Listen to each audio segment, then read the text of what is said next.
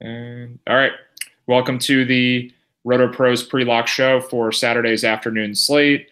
I've got Matt and Greg here, and we're going to break down some of these bad pitching choices against good offenses.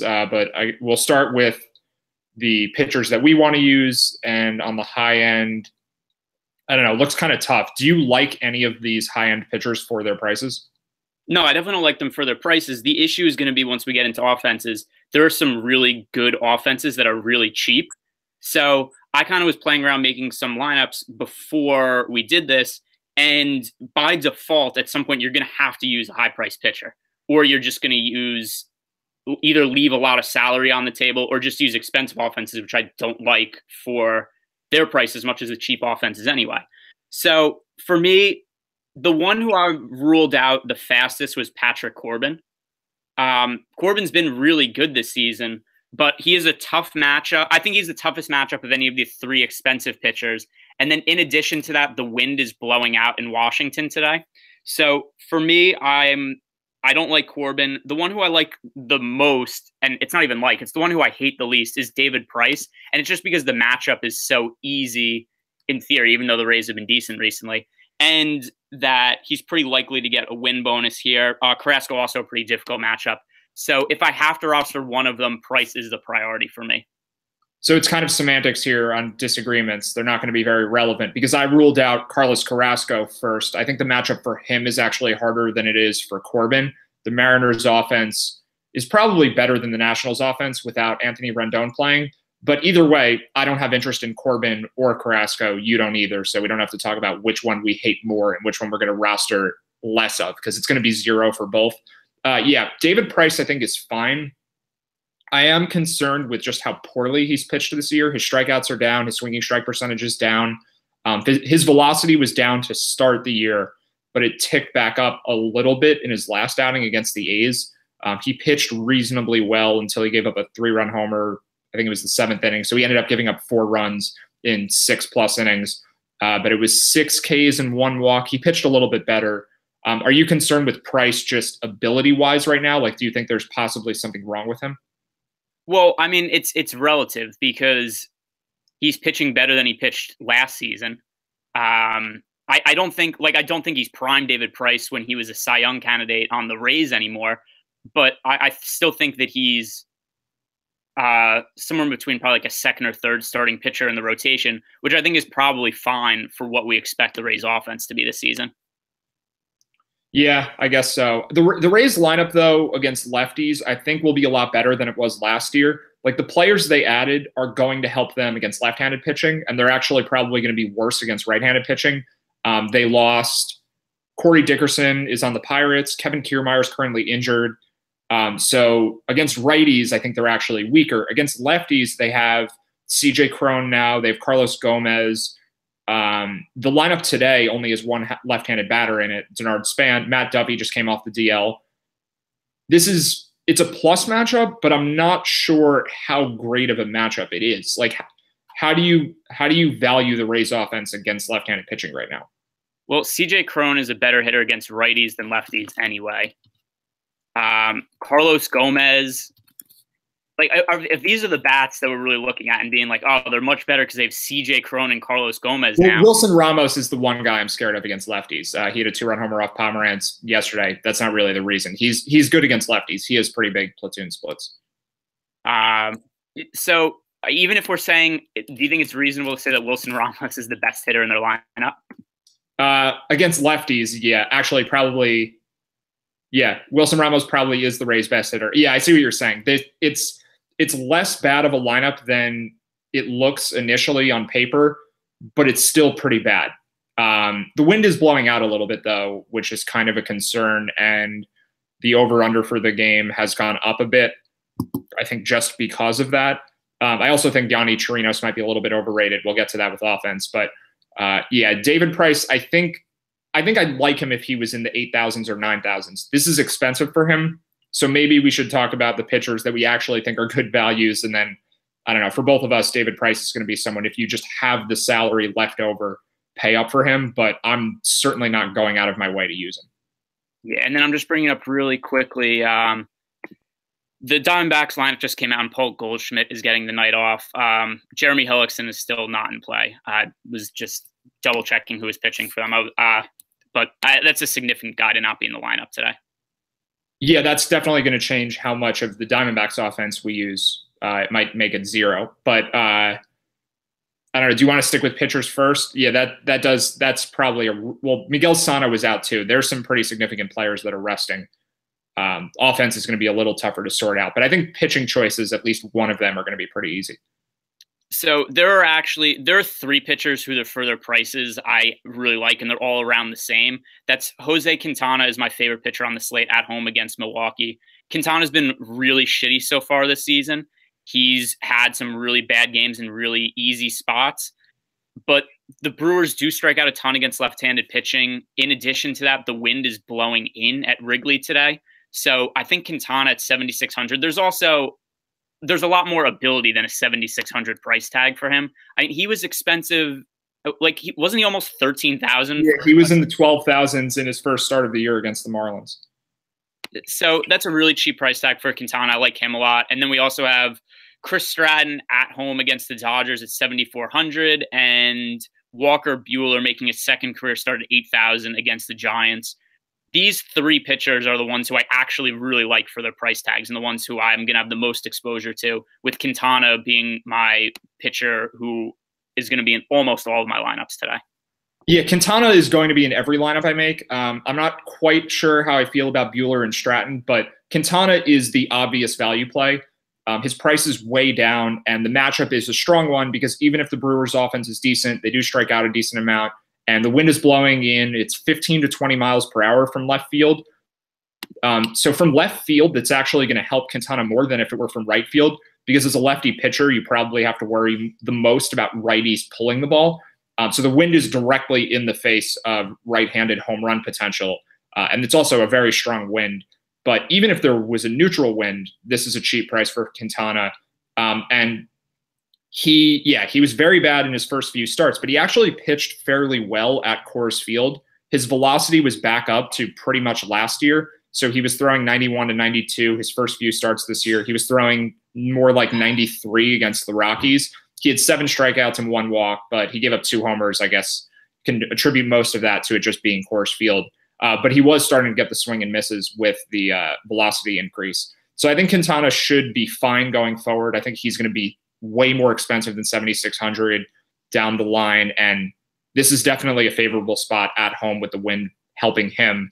So all in Quintana, I mean, there's obviously risk to going all in on anyone, but there's so much more value on Quintana, I think, than any other pitcher that I just want to maximize that spot for him. So I'm probably just going to be mixing around the secondary pitching choice in other lineups. I mean, you had said maybe all in Quintana. I don't know. Are you comfortable using him in every lineup? Yeah, I mean, I would be fine with it. I just don't know that's like if I'm making 20 lineups, worst case in terms of the least amount of exposure I have to Quintana is probably like 18 of the 20 of them.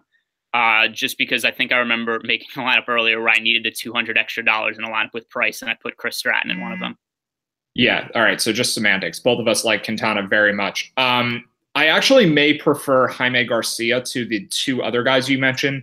So I think Stratton's a decent play. I think Buehler could be a little expensive. It's just a hard matchup to get strikeouts in against the Giants. But I do like Buehler for his price too. Jaime Garcia is just so much cheaper than those guys. And the Rangers offense right now, especially against lefties without Adrian Beltre and Elvis Andrus in the lineup, it's just a really bad offense. So Garcia is, I'd say, an average pitcher with below average strikeout ability. But he has a pretty likely win bonus there. He's really cheap at 6,500, and he's facing a pretty bad offense. So I think it's just a really, really good spot for Garcia, and he's cheap, even though he's just not as good as the other pitchers. So here's the issue I have with Garcia, because I've already because I said that I started to build some lineups. There's no need for salary saving at pitcher today. Yeah, I think he scores more points, though, than Buehler and Stratton on average. He has less upside, but I think on average, he's a safer choice that would outscore them most of the time. So here's why I do think he's I would agree that he's likely to pick up the win bonus, except for that he doesn't pitch very deep into games too often. I know a lot of that was last year. The Yankees didn't let him work deep into games, but even this year, his innings pitched by start are 6.555. So I'm not even convinced that he's definitely going to pitch 5 innings. Yeah, I mean, if he's pitching poorly, then he probably doesn't make it there. So yeah, let's kind of throw out the salary savings part of it because that's not really relevant. And it does come down to, is Garcia going to outscore Buehler and Stratton? Yeah, it's kind of hard to say, but the matchup is just so much easier for him than it is for those other two guys. Like, he should be able to pick up strikeouts, even though he doesn't normally do that, just because of how bad this Rangers lineup is. So of those pitchers, the reason that I like Buehler the best, and like, I don't think that Garcia is a terrible player or anything, but the reason I like Buehler the best is because I think it's reasonable that if he reaches not even his ceiling as a prospect, but just kind of what is expected of him, that he's a pitcher whose baseline performance is way above somebody who's an 8,000 price tag. So even though he's more expensive than, what was it, 6,600 for his first start, which was really ridiculous. I think it was only 62 actually, but yeah, he's a lot more expensive now. I still think it's going to be a lot higher than 8,000 at some point in the future. No, I do too. He's still, well, there's not much of a pitch restriction here. He threw 90, or was expected to throw 90. I think he did actually throw right around that number in his first start. So we don't have to worry about him being limited. There's more risk of him coming out just because of his spot coming up in the order, because he's in the National League. And I guess this is a small factor that I don't mention a lot, but when you have an away pitcher in the National League, it's one extra inning where their spot could come up in the order where they get pinch hit for before they go back on the mound. So if you're at home, let's say it's like the top of the 6th inning, you're pitching before the bottom of the 6th inning where you might bat, but as the away pitcher, it's reversed. So it could limit the innings, because the Dodgers and Giants, I mean, they certainly want to beat each other. The Dodgers maybe are going to go to their pinch hitters and bullpen earlier against the Giants than they would other teams. This is kind of just, I mean, it's obviously speculative. But anyway, I still like Buehler. I still like Stratton. I'd probably like Garcia a little more. So in terms of exposure, I'd go all in Quintana, 50% Garcia, and then maybe 25% each of Stratton and Buehler. How do you think you'll break it down? Yeah, Quintana will definitely be my highest owned. I'm still going to have I'm going to have exposure to David Price also. Oh, I did forget about David Price. My favorite offense is going to be the Blue Jays when we get into the offenses. And if you're only using cheap pitchers with the Blue Jays offense, like, the Blue Jays are so cheap, you're just leaving so much salary on the table then. So by default, you kind of have to spend up in some of those lineups. Yeah, I guess I'll clarify. That's my plan. That's where I would use the pitching exposure if saving salary or spending up wasn't an issue. But yeah, David Price is going to make some lineups just because there's going to be money left on the table. So I have no idea at this point how much David Price I'll end up with. I guess it just kind of depends how lineups fit together. And Paul Goldschmidt not being active probably bumps David Price for both of us. No, it doesn't really make a difference. Well, I think because we're not using Goldschmidt, then there's just more salary savings. Like, Goldschmidt was someone I would have been targeting. So there's just more available salary to pay up for pitcher without him in there. Yeah, I have mostly smoke at first base anyway, but all right. So then it doesn't matter. It doesn't really matter for me. So we can get into offenses then. For me, my favorite offense is the Blue Jays, kind of even independent of pricing. Like, they're also really cheap, but even without that, they're at home against Bartolo Colon. Whenever Colon pitches, I have a ton of exposure to the other offense. Colon has been bad for a few years. He started the year decently. He had a really good, near perfect game against the Houston Astros in Houston, which was one of the most unlikely outcomes that's happened all season.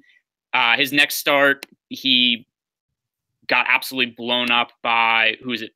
Who did he make that second start against? Whatever, it doesn't matter. Whoever was the second, it was against the Mariners. He started against the Mariners the game after that. The Mariners didn't have that much ownership because people were thinking, oh, Bartolo Colon's good now. Like, he figured something out at age 48 that made him better, which is not the case. He's still bad. He's going to be bad going forward. Zips has him projected for a 5.02 ERA the rest of the year. Steamer 4.93. I think that the Blue Jays have the highest expected output on the slate. Do you disagree with that at all? Yeah, I actually think Cologne is somewhere around the middle of the pack in pitcher ability for the teams that are playing today on the afternoon slate. I'll just kind of list off some of these other pitchers that I think are worse than him. But first, I think those ERA numbers actually undersell Cologne just a little bit. His swinging strike percentage is up this year. He's actually pitching a little better. I think most of it is probably just small sample size, but maybe Cologne has made some improvements and he's going to have like a 4.7 or a 4.8 ERA this year. Maybe that's a little too optimistic. It's not like those numbers are good, but it's a little bit better, I think, than maybe what you're giving him credit for, because he has pitched really well to start the year. Like, his underlying stats do support it. I know. It's 3 starts, though. Okay, but even if Cologne is a 5 ERA pitcher, we have Jake Odorizzi going. We have Sal Romano pitching. Carson Fulmer is pitching. I think Yanni Chirinos is probably similar to Cologne. Like, Cologne isn't the clear-cut worst starting pitcher on the slate, and I think there are better offenses than the Blue Jays. The Red Sox against Yanni Chirinos should score more runs than the Blue Jays, I think. It's a better offense than Toronto.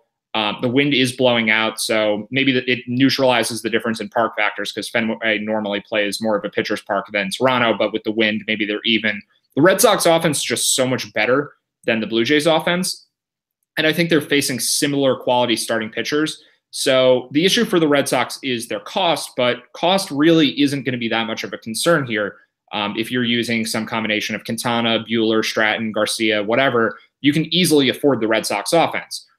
So, I mean, we can get into maybe ownership here. That could be a concern for Boston, but I think Toronto could have some ownership too. The Red Sox should be more highly owned, but what do you think of Boston as, like, outside of ownership? Do you really think Toronto scores more runs than them today? Yeah, I'm just very anti Bartolo Colon. I mean, his numbers last year were so terrible. It's just hard for me to believe that a pitcher's improved when he's at this age of his career. Yeah, well, even if Colon is worse than Chirinos by half a run, ERA-wise, the rest of the way, the Red Sox offense is probably more than half a run better than the Blue Jays offense without Josh Donaldson. Like, this just isn't a very good lineup. I think there are value plays here. Like, Justin Smoke is underpriced. Solarte is underpriced. I definitely like them. I think Russell Martin's underpriced. Martin's not playing today. Oh, their lineup is out. Okay. Well, downgrade them there too. Let's see. Hold on. I'm just loading to see the lineup.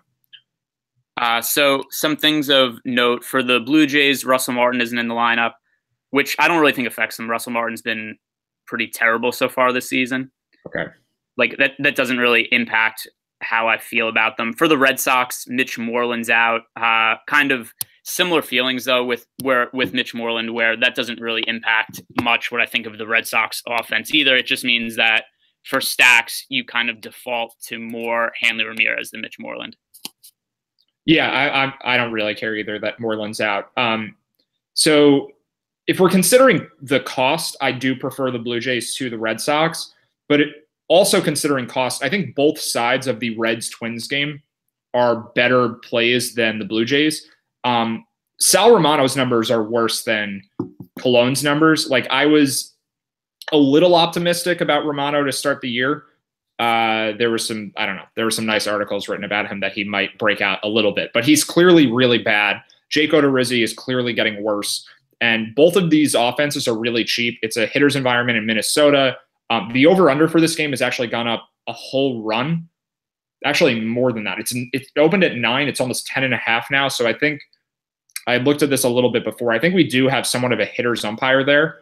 But if we're looking for bad pitching, one other thing that boosts this game is that the final score of last night's Reds-Twins game was 15-9. So both teams just completely destroyed their bullpens.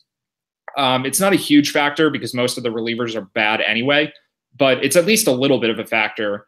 But outside of that, it's just such a bad starting pitching matchup. Like, how much worse can Bartolo Colon be than guys like Odorizzi and Romano? Well, it depends if we're looking at Colon's numbers from last year, this year.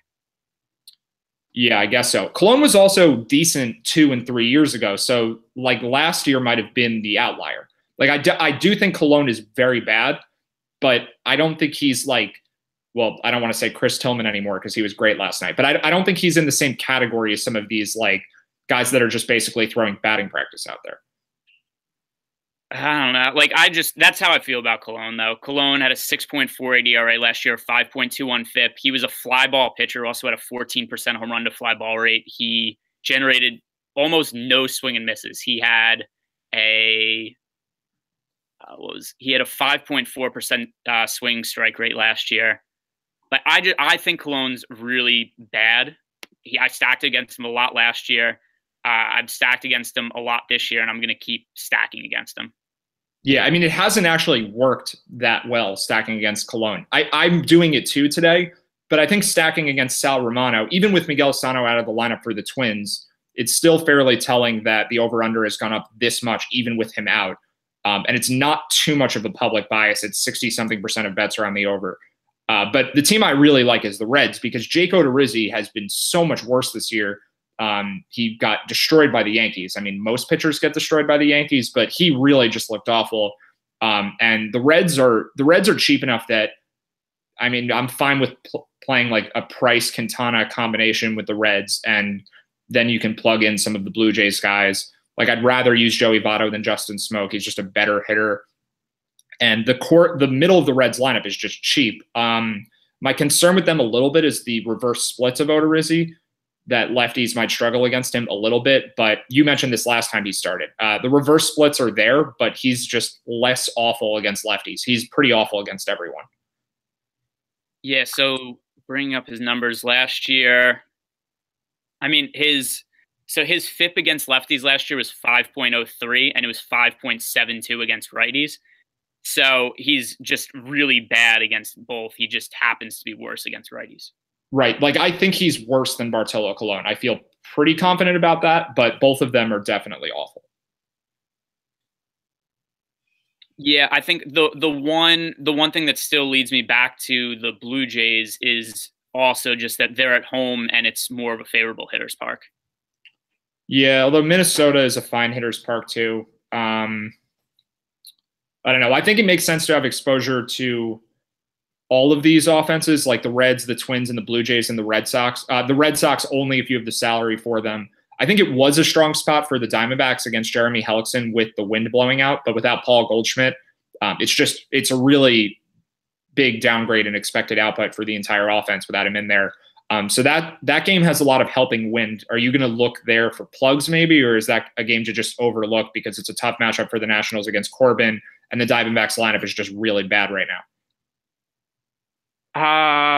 Well, here's what I would say. I would say there are some cheap guys that are worth rostering for the Diamondbacks, except it just doesn't really matter too much because I'd rather use the cheap guys from the offense I like more now. Like when they had Goldschmidt in them, I liked Arizona stacks, but I don't think there's a need to go to like Christian Walker batting towards the top of the lineup at 3,000. Daniel Descalso's 2,800. Jarrod Dyson's 3,100. But we just aren't really in need of value plays for this slate. Yeah, I think I'd be fine rostering Pollock and Peralta, even though their prices are a little bit higher than they've been, because salary is not going to be too much of an issue. I'd probably rather pay up for Mookie Betts and JD Martinez, though. They're just better hitters than Pollock, and the matchup is fairly comparable. So, yeah, the Diamondbacks are going to be a hard team to use today.